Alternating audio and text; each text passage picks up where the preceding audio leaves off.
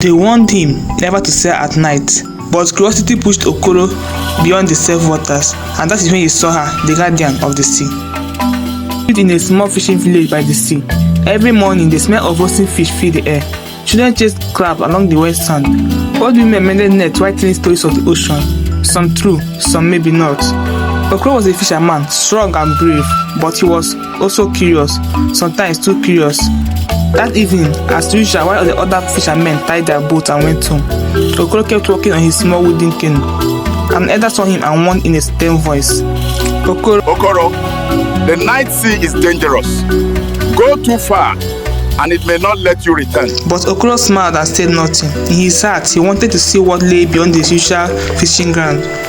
That night, the sky was black, no moon, no stars, only the restless sea and Okoro's small boat moving deep into deeper waters. The wind pushed against him like an angry spirit. Salt water stung his eyes, and the wave grew taller. Then, through the roar of the storm, he heard it. A voice, gentle, sweet, too calm for such a wide night. It floated over the wind like a secret. Lightning flashed. For just a moment, Okoro saw her. Her hair was black as midnight, flowing like silk in the water. Her hair glowed softly like it had stolen light from the moon. Below her waist, a tail, emerald and gold, shimmering with every drop of rain. Before Okoro could react, a massive wave slammed into his small boat. The canoe tilted dangerously. Water rushed in as the paddle slipped from his hands and disappeared into the dark sea. For a moment, he thought it was over, but then she appeared, the mermaid. She glided through the waters with powerful grace. With one hand, she steadied the rocking boat, pushing it back into balance against the raging current. In other hand, she held his paddle, placing it gently across the bow, and she said to him, "Leave this sea before it swallows you."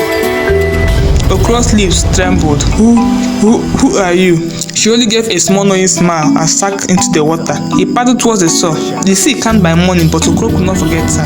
Her voice, her eyes, her tail.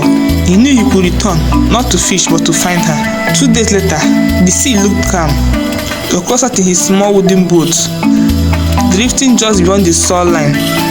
His fishing nets were neatly folded beside him, untouched.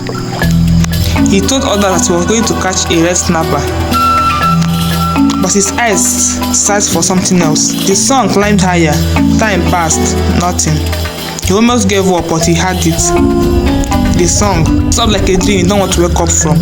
And then she appeared, Neriah, the mermaid.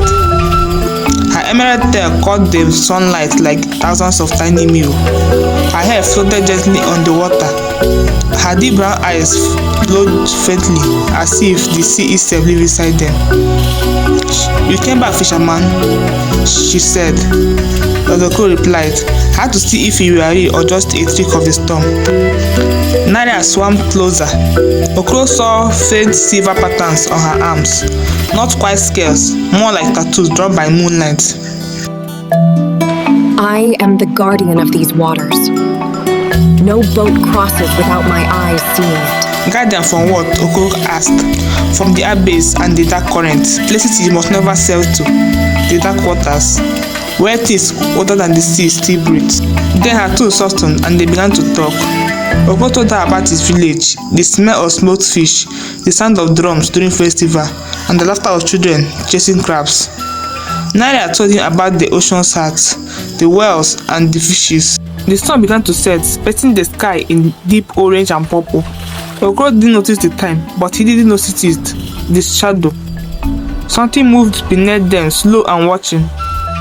Neriah's eyes feasted on it. "Go now," she said. Her voice no longer soft, it was a command.